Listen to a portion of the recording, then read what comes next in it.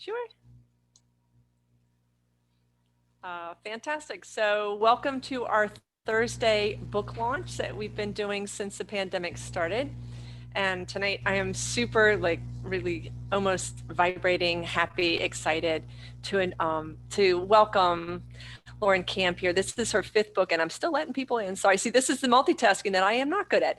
But I'm not going to do a huge bio on Lauren because I really want to dive into the poems themselves. But one of the things I can say is we're Facebook friends, and whenever she posts that she has a new poem published, I always quickly go over to read it because she is on fire, and you're about to see, if you don't already know, exactly what I mean.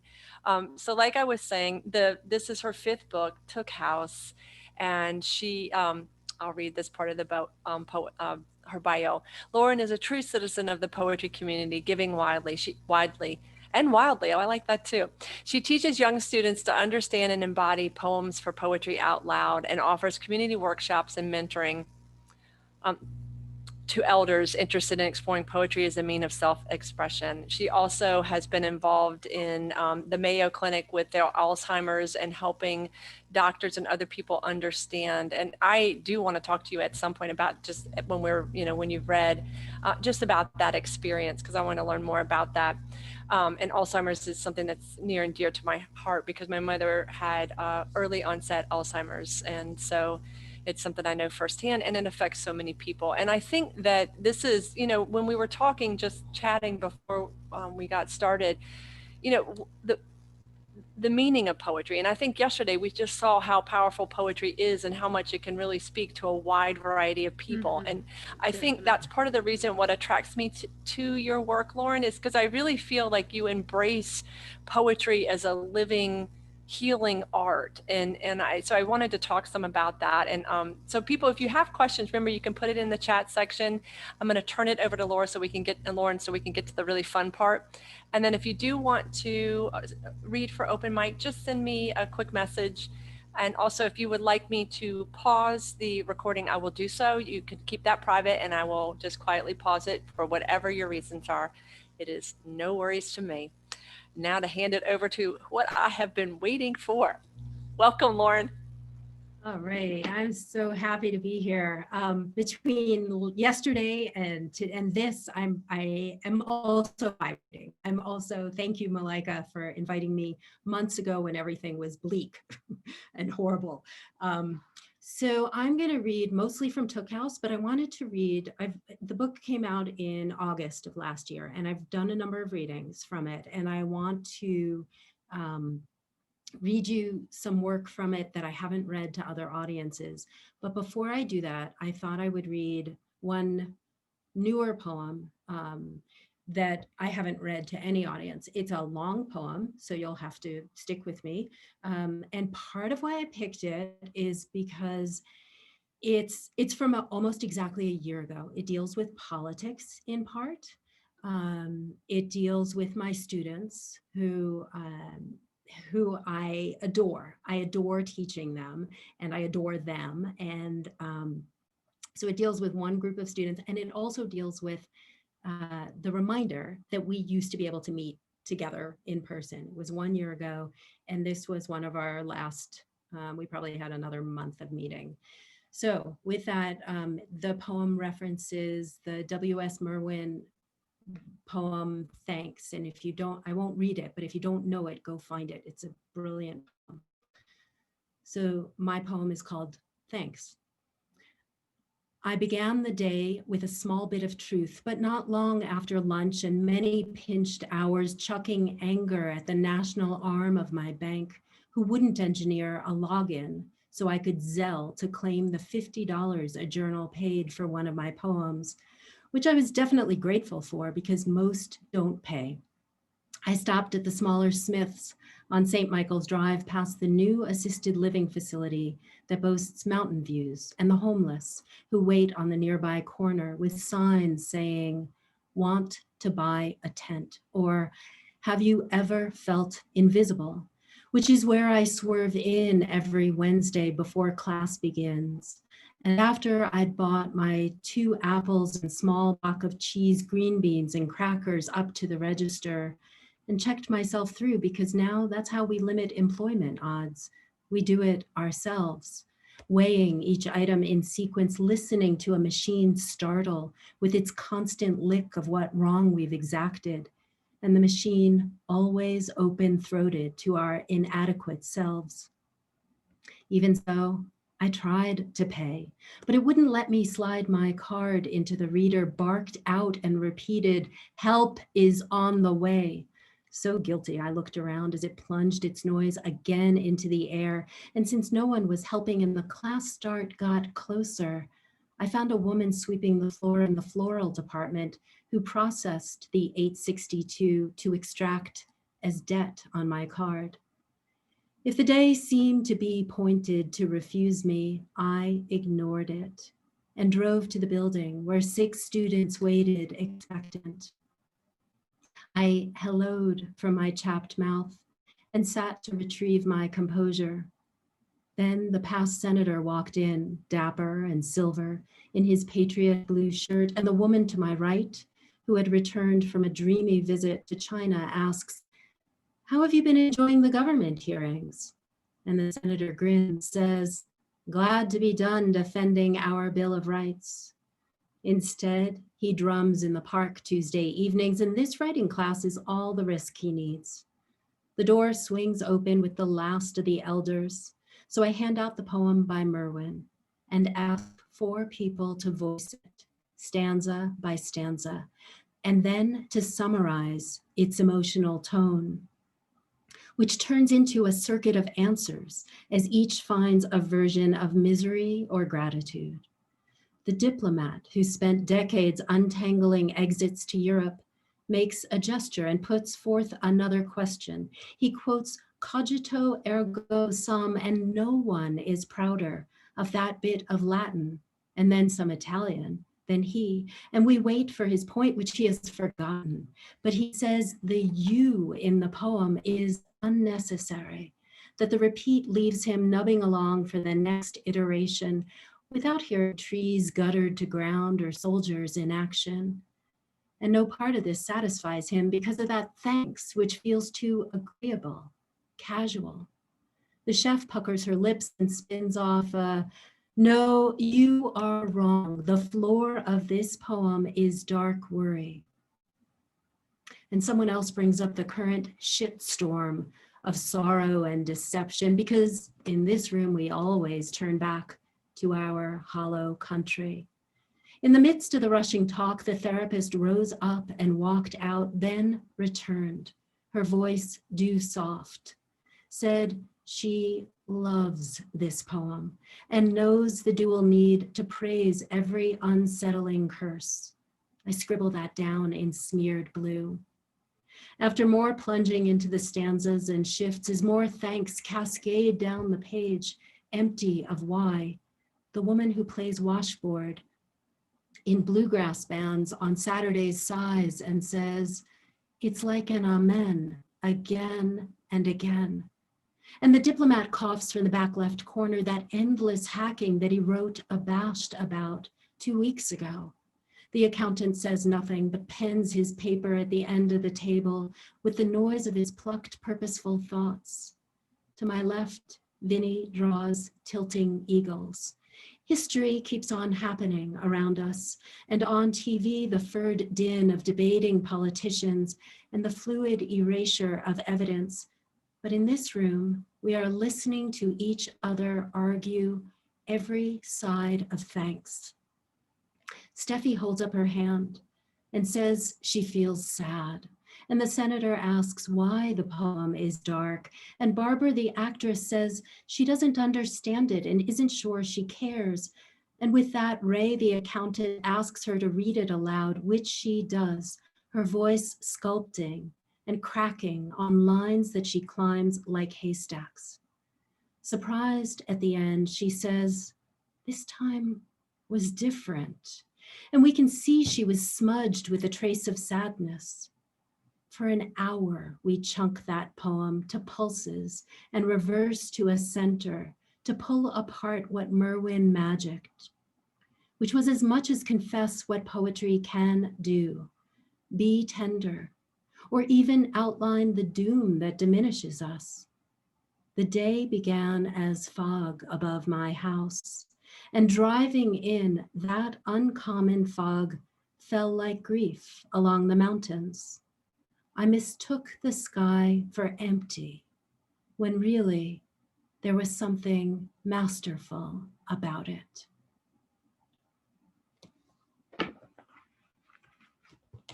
Thank you. Thanks for being my first audience for that. It's one stanza, it goes straight down the page, and it's very hard to keep track of where things are, but do go and look for the Merwin poem. Even if you've read it before, read it again. It's amazing. Okay, so I'm going to switch to Took House. Now, here's the cover of the book if you haven't seen it. It's a remarkable cover. The artwork is done by an artist in Albuquerque, Suzanne Sparge, and her mixed media collage just so matches the poem so perfectly. So the poems from the book either need a vast amount of introduction or none. So I'm going to go with none and just start reading. A brief history of coyotes. Set the dark to hushing. Beyond our house, their muzzles. In the year of long pollen, where aggression sinks its crusts and clouds turn to flesh horizon, we come undone indoors. Canines thread through mortared light, imposing their congested howls. We hear their blades and hollows from the bottom of the night. Wings unfurl from branches. Feathers find their angles. Next, the claws and gullies, the valley feeding. Wind moves without good reason. Listening through the wall, we've knuckled back to silence.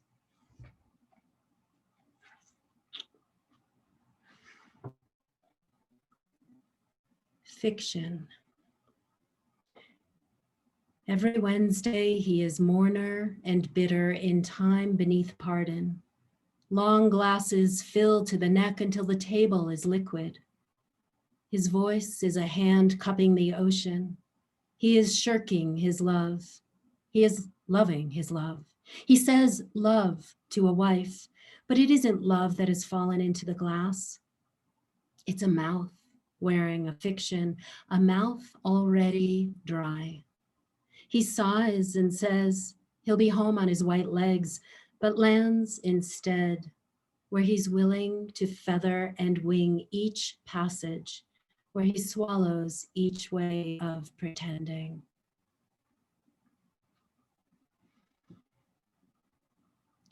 Quench. What I never needed folded out before me on a table by the bar. Sometimes we never stopped sitting. We sat, detached or wrapped in the hush under the low yellow vocation of light, and pronounced swallows with a rigor of sinking. We wasted whatever we could of the day, and the prized light made me more peachy. I was promised. To him, I was ear and action. He could have where we sat, but right now he was clasped in the maze of drops on his tongue and waiting for seas to release. He needed this more than me and wiped his lips with what he preferred. He needed each trace taken up. The man bent his body toward the glass and he chewed on the liquid and counted as the liquid crowded inside until it became the map of his simple, his heaven.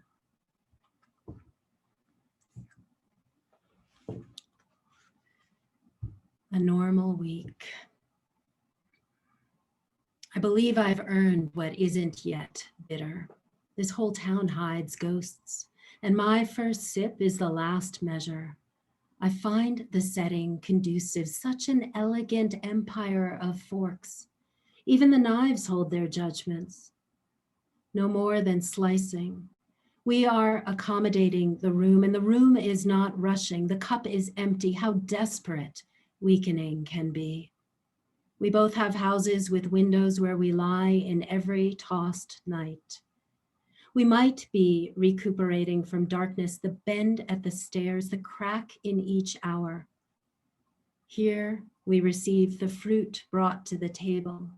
We accept organ meats and small plates of cream. I lick the whole day and my belly fills. The candles crackle back. I remember nothing, and nothing comes after me.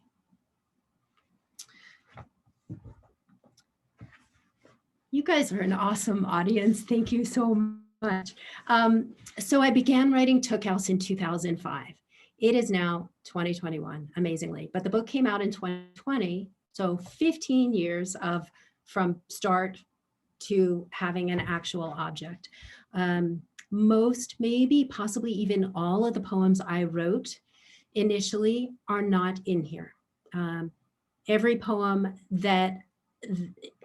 went through major amounts of revision or got trashed, got turned upside down. I was, and ultimately, I'm okay with that. Maybe at various points during the process, I wasn't, but I like that the story I began with became something new to me, that I could turn it around and around until it was not the story that I thought I was trying to tell. So I like to say that at readings because I believe in patience in writing. I tell my students that, be patient, let things develop, let things become more layered. So I tell you that as much as I'm telling me over and over again, because sometimes I can be impatient too. But I find that my poems get more interesting to me if I wait and if I layer them over time.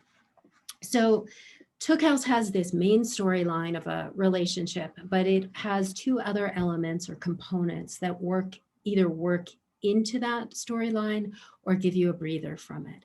There are poems of desert critters. You heard the coyote poem, but mostly the other poems are raptors, and there are ekphrastic poems. So let me read you one of the raptor poems. Great Horned Owl. It is almost time. Where the owl sits, a scrawled moon glorifies his back. The horizon has become trees in a line, the lines inside a din of winter. He assumes the yellow-eyed stare of the ravenous.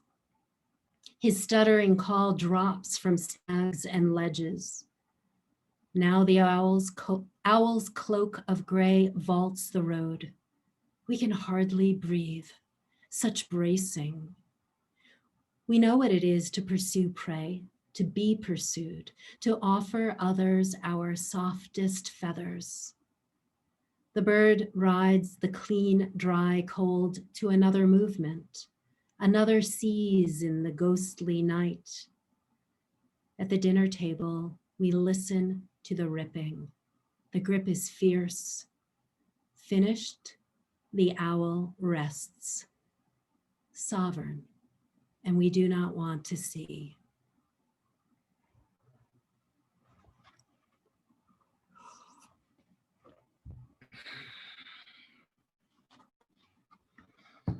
Okay, an ekphrastic poem for you. I think there are 8 of them, maybe 7 of them in the book.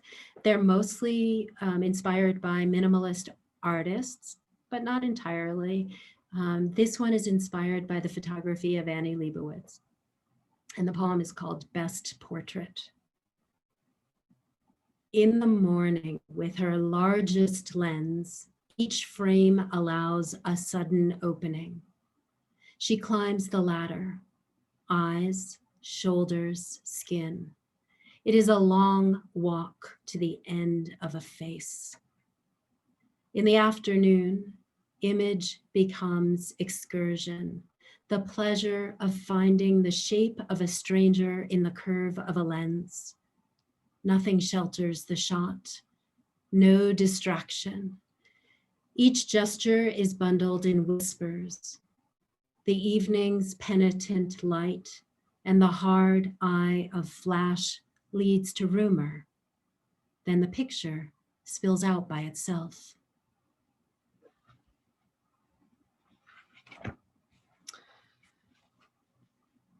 I want to read one more poem from Took House, and then I want to read you another new poem.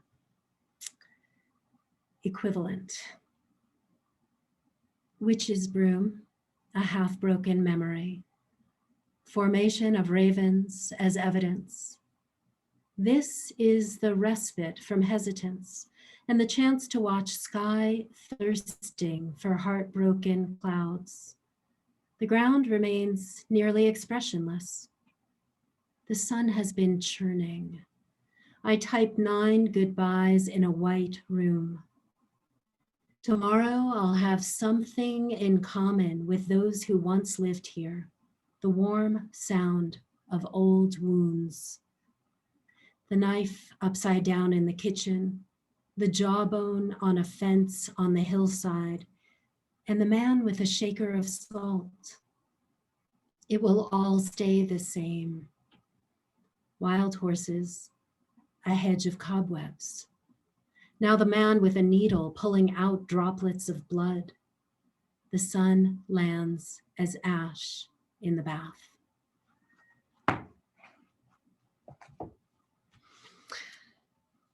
So that is a little sampler of poems from Took House. I think every time I put together a different sampler for every reading, and I don't know what sense you get from the poems, but the book is not bright. I wouldn't say it's bright by any means, but I think I don't love to live in the not bright, but I love to work in it in my poems. So I want to read one more poem from you. It's another slightly longer narrative poem. And it's dedicated to a friend of mine who happens to be here. Okay, the poem is called "The World I Can't Remember Is Now." My friend has disappeared, though he lives down the road between Sweetgrass, Updraft, and Evergreen, in a made house I've never seen. We're both in a puny monsoon season, drenched with waiting and in starlight totems of sky. My friend has hunkered down with his 4 little dogs, ceaseless fur. He tells me by text he discovered will have left is future, present, and past all at once. Which means I will never be through with the eye holes of my top floor West Coast apartment, where the fog whipped limpid and filled with azaleas. In such atmosphere, my shadow learned to burrow in disorder. I've also left, and am likewise still bent to the fat, filthy resin and liturgy of Manhattan, and the ruins and disbound fields of Montana, those weeks without heroes, those wrecked weeks, I gladly went no place but the pond. And yes, I also lean in now and then to the orbit and habit of Boston, where I hung in hounding heat, broken up, shivering. We are suspended in places entire and different and home. What I left was the restless growing, the slippery wages, each white tread of evening, left witches, sieges, drafts, and domes. What I left was my tender body that wanted to punish. Look how we adjust to such up and leaving. Though I remember porcelain, soil, less flesh, I have to reach backward to do so. I trust my friend who is absent, my friend who gives me his eye every 2 years, making photos of my face like a meadow, tilling my body for abundant light. I tell him, last summer I climbed the surface of a small modeling in the Oregon mountains, but left all the bones in their places, pressured to earth. My friend down the road texts many times. Today is the same as before, and we quick question nothing. And that's what happens. I find a book on a shelf, and now the rain has begun and is tilted with promise. But this is the desert, which means by the time I say I felt a drop, it will have left. Thank you.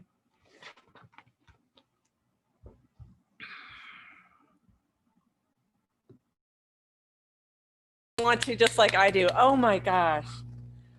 I am so excited we got to hear that first poem, and that was amazing. And the poems from Took House and a new one. And there's so much people picked out. Yeah, somebody just said, wow, too good. Absolutely lovely. Yes, too good. I will send the chat section to you because I don't want you to miss out on what people have written here. Yes, Connie just wrote beautiful reading.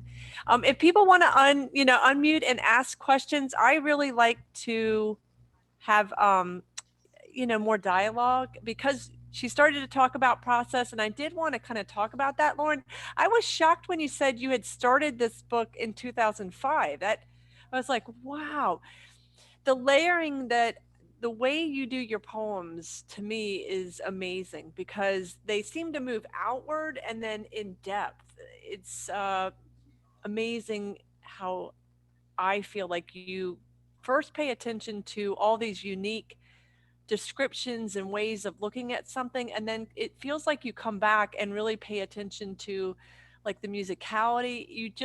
I feel like you tinker a lot more than a lot of poets do, and it really shows in the tightness. I always want to go back and say, wait, I'm not finished with that line, you've moved on and I'm not finished.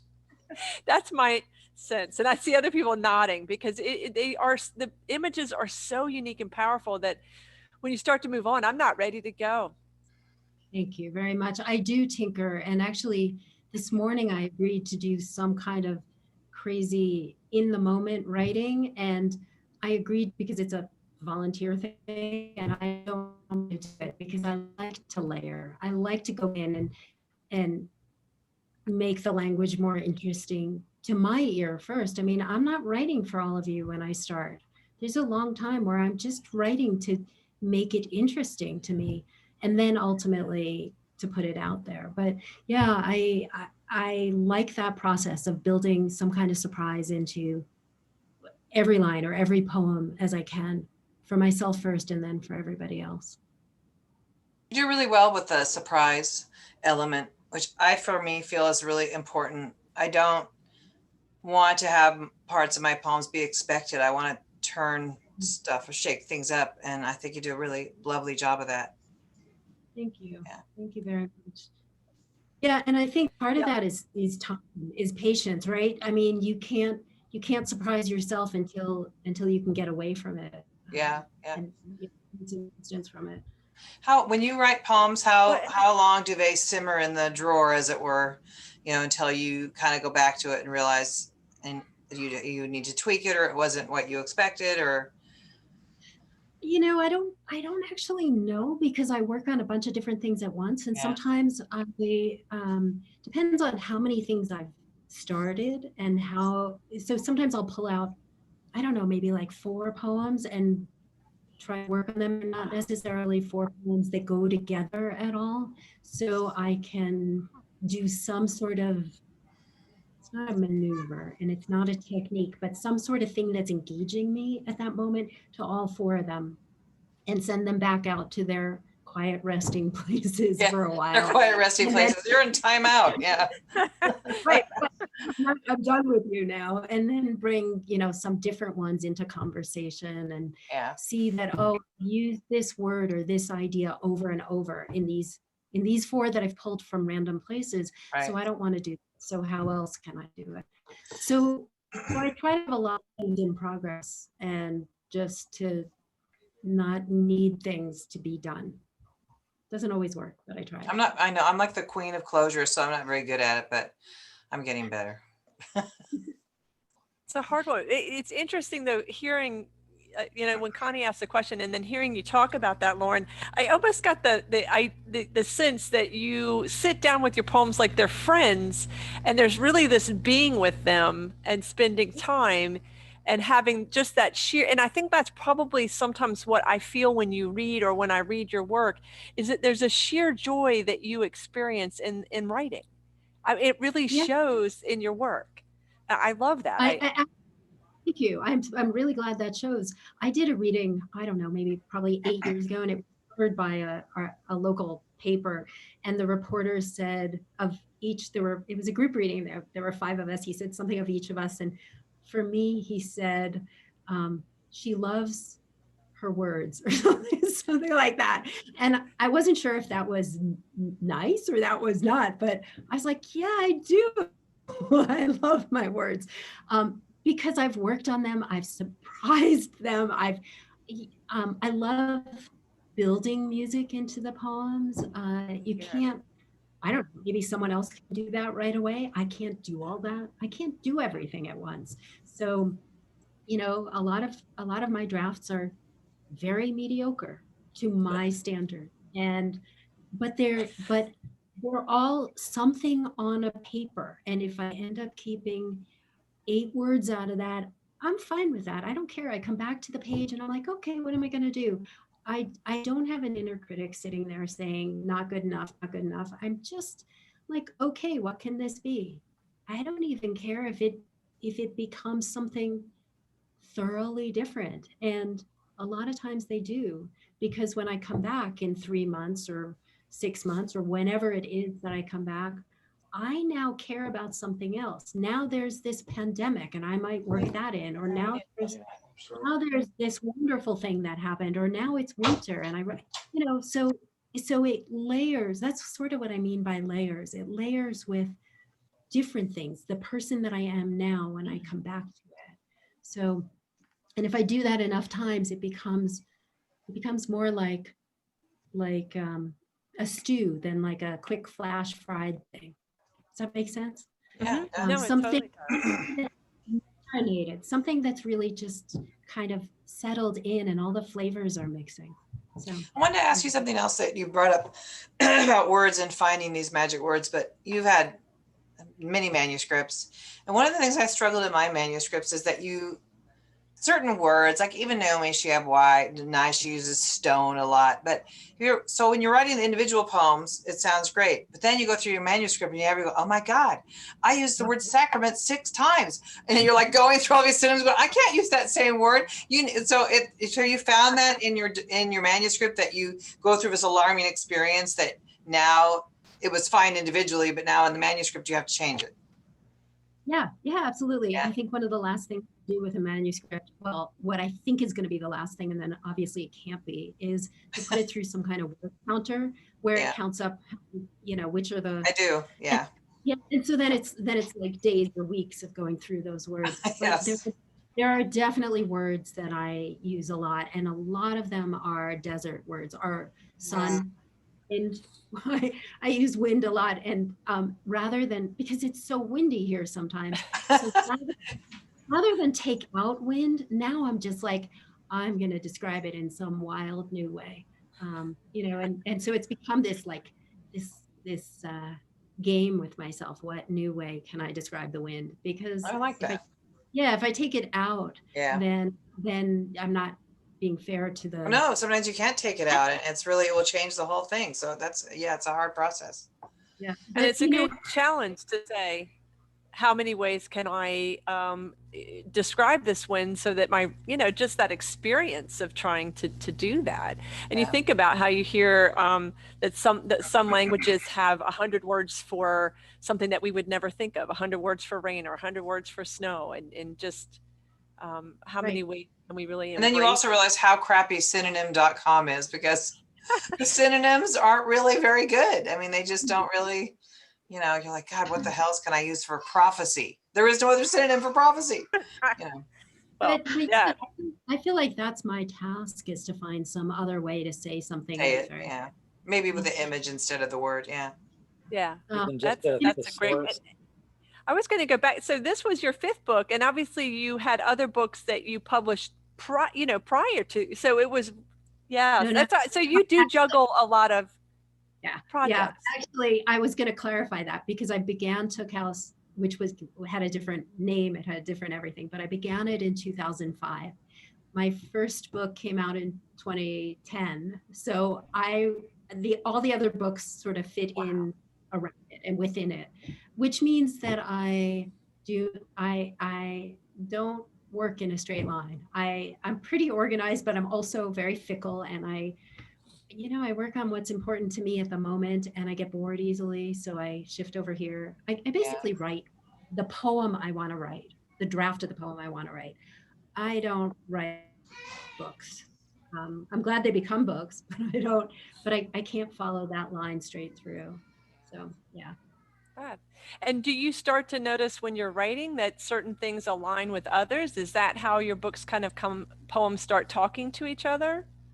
The first two books were more collections. And then the third book had a definite theme. I was writing about my father's childhood in Baghdad, Iraq, where he was born and raised. And so that took a lot of figuring. That took a lot of going back in. And so there were a lot of poems about that. And actually, as it's turned out, third, fourth, and fifth books were all around certain themes with some other stuff worked in. But I don't know if that's sustainable all the time to have one particular thing that Theme. I'm Yeah. paying Yeah. attention. Yeah. Now, before I forget, and I meant to do this earlier, what is your preference for purchasing your book? And I put your website there, so everybody, if you go up into the chat, so you can go straight to laurencamp.com. But if somebody wanted to get a signed book, are you doing that? Yeah, I am doing that, and you can do that directly through my website. If you don't want a signed copy or don't want to buy it from me, buy it from a local bookstore, buy it from Tupelo Press, either one. Thank you. So I Mhm. forgot to do that earlier. Well, other people I know, I would talk to her all night, but y'all need to jump in if you have questions or if you want comments. And I will send you this because a lot of people were pulling out lines, and some of us had the same lines, where we're just like, wow. Oh, good. Thank you. Because I hid the chat because otherwise It's too distracting. Yeah. Yeah. caused So I'll me- send that whole thing to I you. had to step in. I don't want to be rude, but I have another reading I have to get ready for at 7 because I'm so not ready. And so We're just so glad to see you. I just wanted to hear Lauren and support you, and you're wonderful. So, Thank you. Bye, Connie. Love you. hey guys, have a good night. Good to see you. Honey, bye. Give Jake a hug from us. She didn't want to miss you at all. Lauren, I had a question. My Zoom collapsed partway through. I know. Did you see me all of a sudden disappear? Wasn't me, I don't think anyway. So the last poem is, I came in about the middle of that. What is that part of Took House, or is that something I kind of gleaned that it was maybe something new? Yeah, it's something new, and it's something I will have to send to you because I dedicated it to you. So, and then you disappeared. I was going to say, okay, Lauren, that's what I thought. I thought you dedicated it to Bob since you said he was down the street, and then he was gone. I was like, what just happened? I know. I fit that. Now I feel bad, but hey, that was, maybe it was meant to be. If you could send that to me, I would love it. And I really, and the reason I asked is because, oh my God, that sounds really familiar. Yeah. So that's very sweet. For everybody in the room, Bob has done beautiful author photos of me, and yeah, and is a very dear friend. And so the poem incorporated a bunch of that. And it's funny, when I got cut off, I was in the middle of the Annie Leibovitz poem, and then I caught into that other one, and I went, oh my God, what did I miss? So thank you. I was going to say, we pulled some lines out there. We know, it was about the like layers of fluff. I'm trying to remember exactly. I can't find it in the chat section, but it was lovely how you were describing hunkering down and ceaseless, endless fur, or ceaseless fur. There we go, ceaseless.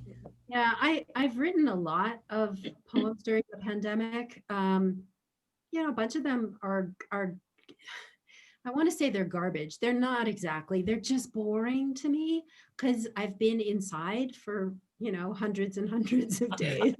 Right. But but they A all have, wall. yeah, I feel like they have something different. I keep trying. I guess that's this whole idea of coming back to something. I keep trying to find something new in them. So when, when things get whatever, overwhelming or tiring or whatever, I'm like, okay, I'll go back to writing, though there's nothing to write about. But so for example, that last poem, started in part because Bob sent me a text saying that little thing about the phrase "will have left," and I just was like, here's a thing. This is a super interesting thing, and so I'm having to look harder for things. I'm having, they're not right in front of me as large um, adventures. They're small and they're still meaningful. So yeah. No, I like that though, because a lot of people have asked, with of the poets weekly, how is your writing practice? What are you doing? And I do think that some of us have felt like it's a little harder, or there's a little bit different way we have to enter poems and inhabit them right now, Yeah. because of that lack of interaction and stimulation in our everyday things that we see, things that we run across. Yeah, that's Um, absolutely true. I think I tell students, I tell everyone that I write to hold on to things. I write, because I want to, or to let go of things sometimes. I want to, I I write about places I go. Well, I'm not going anywhere. I mean, I'm going to the grocery store and I'm going, as infrequently as possible. And I'm going little solo hikes, and that's it. And so how many ways can I write about the cottonwoods down the road from me, And maybe there are many ways, but I'm not sure you all want to hear those many ways. Probably do if it's you writing it. Yeah, it's true. All right. Well, once again, thank you so much, Lauren. You really made my day. And if It was people have beautiful. questions, this is your time to ask, because then we're going to go to open mic. Lauren, I remember that recently you had written something about communication via regular mail with friends or something. Is that something that you wrote? Was that from Took House? You mean, I'm not sure what you mean. Yeah, Can you give and me more I information? could be, it could be nations that, it's like pandemic madness maybe. But I remember you talking about little gifts in the mailbox and how you were sharing things, writings or something. Do you remember Yeah. what that was? Yeah. Well, that was from a poem that was in Pasatiempo. I think that's where you maybe saw that. I was doing various pen paling things, and just it was early pandemic. And the poem is online, so if anyone wants to read it, it's called Threshold. And it was about putting things in a mailbox and like just going up and down my road, going up and down my dirt road, to put things in the mailbox and to get things from the mailbox and to be safe. And yeah, as it turns out, there are lots of ways you can write about being sort of more alone, but I have turned more to sort of pen paling, I guess, a It little was a more. beautiful thought. It was a beautiful exercise in sharing for me, something really unusual from what I read. And, it's during the pandemic that really has to be applauded. So good for you for doing that. We can do, and so I'm going to be watching my mailbox for letters from you, Bob. Yes, they're being crafted right now. I wasn't sure if he was asking you to head down his way and put something in his mailbox. Yes, exactly. It was a little subtle. Yeah. Good Well, work. thank you. Yeah, and that's a lovely, that's an awesome idea. And I think a lot of people did initially turn to, writing actual letters. And you think about how people would wait months. Oh, what you got there, Karen? Will you, This is one of the, Laura and I are still harboring the fantasy that we're sending each other cards and postcards on a Beautiful. regular basis. That's great. But every once in a while we do, and that's one I from. swear I have 2 in progress. Yeah, I was going to say, this doesn't count. You got to actually mail it. yeah. Karen. That's the thing. So, but I'm a chronic hoarder, so I've made lots of, so we're making them also. We're doing kind of collage and crazy artworks and then mailing them to each other. Oh, that's Oh, fabulous. The next I one. love that, Laura. that's nice. Yeah, so we started off pretty well, and then I think we may both be Fizzle. hoarding our artworks right now. Well, I'm impressed. So yeah, that's lovely. I love that. Yeah, that's the plan. Is Karen, you normally have questions. I could see you were stunned because every time I would look over, you were. I know. That's what she does when she's super excited, Lauren. When somebody's reading, she just. That's all I can see. Yeah, I'm so blown away with the musicality in the language. Is just, it was so beautiful, and I don't And know. dense. It's dense. It's like Yes. you seize on a line and you're like, oh my, wait, stop. Yeah, Rewind, you're going. rewind. I want to. Yeah, I'm going to have to read and reread, which is, well, that's great because I'll get the book. So yeah. It's just, yeah, it's dazzling to listen to, and just like so many images, and there's just a fluidness to the And a poems layering. that was just kind of taking my breath away. They were so gorgeous. I like having to reread poems. I like being able to do something on first read, but I like having them unfold in new ways. I'm not talking about my work. I'm talking about reading other people's work. I like when it's not just all there for me in the first reading. Yeah. Well, that would be one of the questions I love to ask poets whose work I love, is who are you loving to read? It's a terrible question to put somebody on the spot with. Well, it's a terrible question for me because my answer is not fair, I don't think, but for 15 years I did a radio show, and for a local public radio station, and so every week the show was mainly music, but it included 3 poems from 3 different books that I would voice in between the music. cool. And so at that point, for those years and ever since, I read very widely, which means my influences are they're everywhere. They're even the things I don't like. And I read a lot online. I follow Facebook links to, when someone says, I'm in this, I have a poem here, I follow as many of those as I can. I get lots of poems in the morning, like all the various one a day things. So I just sort of graze on poetry all day as much as I can manage, which means I am getting influences everywhere, and I'd rather do it that way than try to copy someone. Well, it's percolating into something marvelous. I think that's really cool. So and during the pandemic, as I can't focus very well, 1 or 3 poems is pretty good. And and so right now I have like 5 books on my nightstand, and I'm just reading 1 or 2 poems from each every night. Just getting those voices sort of moving around in me. Yeah, I think that's that description of like following every link that comes up on Facebook and the friends that I'm connected to, and then getting in the daily poems is just fabulous. Right now, Swim has been one that I've just been enjoying immensely. They're just wonderful. All right, guys. Well, we will let Lauren off the hook now. Thank you. So I did have 2 people send me a message that they wanted to read, but I know we have lots of other poets here. So I encourage you to, if you want to read, just let me know. And we're going to start with Christy. All right. And give me just 1 second, because you know what I need to do. Okay. Let me pause.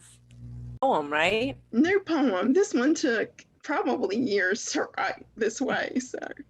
Well, and it actually reminds me of what we talked about at one of the anthology.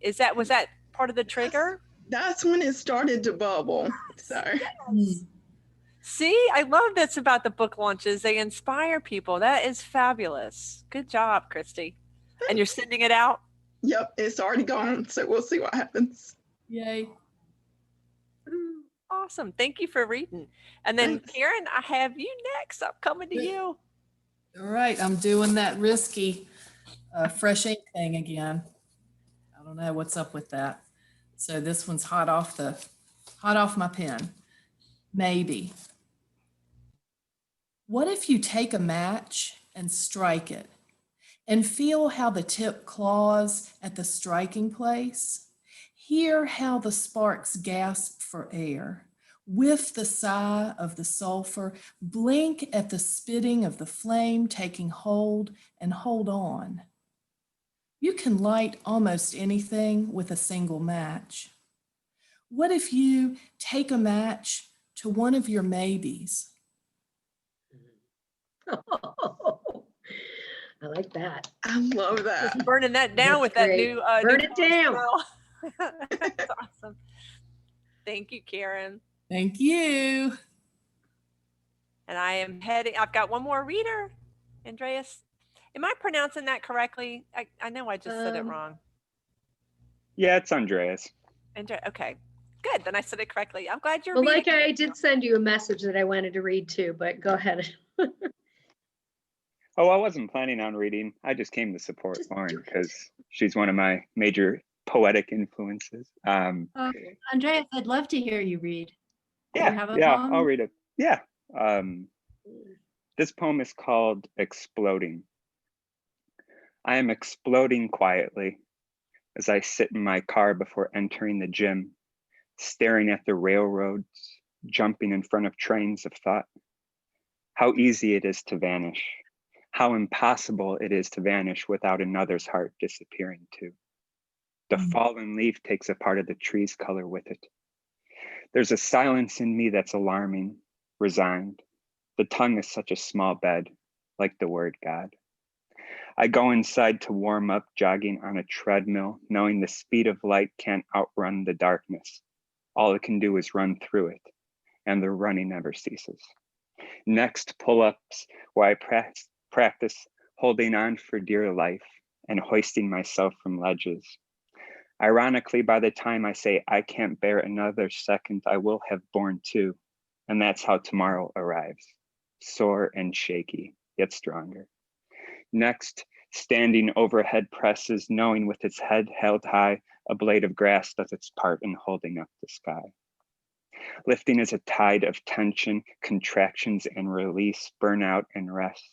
And one's body must be ready because everyone speaks of falling in love, but what's more strenuous is the climbing back into it. Whenever I drop the weights and they clatter on the floor, I am reminded every laugh echoes back as thunder. And the truth is, I carry this thing inside my heart, and it's the heart I wish I had. Nothing is heavier than what doesn't exist. I leave drenched in existence, close sodden with another hour of endurance. And I am a refusal, a suicide's dead end, but I am also a fuse. Yes, I am exploding with breath. Yes. Wow. Oh, woo, that was gorgeous. Thank you. Great. That was awesome. Jumping in front of a train of thought. Oh my God, some of those lines, that was amazing. Yes.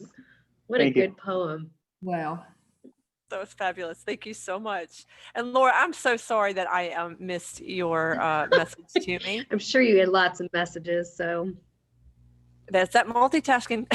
Would you read now? Would you be willing to? Yes, it's an extremely short poem that I wrote a couple of months ago, and I think I may want to add to later, but that's the nature of writing, I think. This is called Harbinger. That first cool breeze, late August, autumn's breath, clouds sharpen themselves on cerulean sky, trees of dusty green take their last gasp of summer, turning, turning. And that's it. Wonderful. Oh, thank Yeah. you. Sure. And you took over JoJo's thing of, And that's that it. poem. Thank you. Right, and that's that poem. I'm out. Thank you so much, Laura. Oh my gosh. Is there anybody else that I missed? I apologize if I did, but please just jump in and let me know like Laura did. No? How about you, Malika? Yeah, read something, Malika. That's that You been writing? multitasking that I'm, no, Read have I been us. writing? Not recently. I have a poem coming out soon. Which I'm super excited. It's a split rock review. But Beautiful. if I read that, I'd have to pause. Let me see if I can find it. Is there anybody else that wants to read? No? Okay. You're gonna have to find it. I'm trying. Let's see. Okay, I think it may have come up. Okay, so let me make sure that pause this, otherwise that would be no good. Okay. Yeah, no, I did not. One of you, it meant so much to me that you were here and listening and participating. I feel like between yesterday and today, like I'm on a sort of steady high. So I don't know what you're all going to do for me for tomorrow. Oh, we'll plan something. Come on now. How? Don't taunt us. We will meet again. Thank you. You've made We'll just my, have you open up the drawers where your poems are sitting. We would love that. I just would. Yes. Are you serious? We'll do this again then, Lauren. I'm serious. I would. do Okay, it. fabulous. That would be fantastic. I will come. Yeah. Yeah, I will be here. Wonderful. You know, if you ever wanted to do like a workshop, I would love to see that process of building and layering. I would love to see how you work with 4 poems. I think that would be a fabulous way to work with poets who I mean, don't we all have more than 4 poems at a time that need some, like a different way of looking at it? Let me think And I have a about feeling you sit, that. Yeah. I would love that. And I have a feeling you sit with poems, you re-enter and enter them in a way that would be very helpful for other writers, is my sense. Let me see if I can make that. If I can, I'm happy to share it if I can figure out how to share it. How's that? Okay. Yeah, that's awesome. Teach workshops. Yeah, any workshop she did, I would show up. Well, thank you so very much, everyone. It is so nice to be on the other side of Wednesday. Yeah. And I love your black cat, Karen. All right, be well. Almost through the whole Zoom without getting on my desk. So She did good. She did. Not an exhibitionist tonight. That was fabulous.